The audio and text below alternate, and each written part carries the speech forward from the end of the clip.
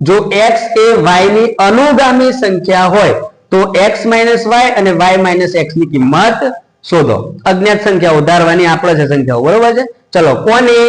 તો કે y ની. તો પેલા જેની કીધી હોય ને એની લખી દો. કોની? તો કે y ની.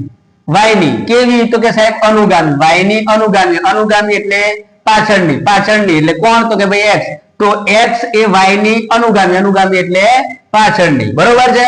એટલે y x સંખ્યા બની. આગળની સંખ્યા હંમેશા નાની હોય, પાછળની સંખ્યા હંમેશા મોટી હોય. એ પ્રમાણે આપણે ધાર લેવાનું. જો y બરાબર 5 ધાર્યા, x બરાબર 6 ધાર્યા. x મોટા છે એટલે મોટા, y નાના છે એટલે નાના. પછી તો તમને ખબર પડી જ જાય. x માઇનસ y શોધવાનું છે.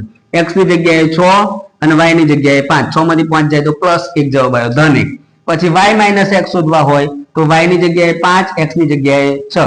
5 માંથી 6 જાય તો -1 જવાબ આવશે. કેટલો જવાબ આવશે? -1. ઓકે, ખબર પડી જાય. ચલો.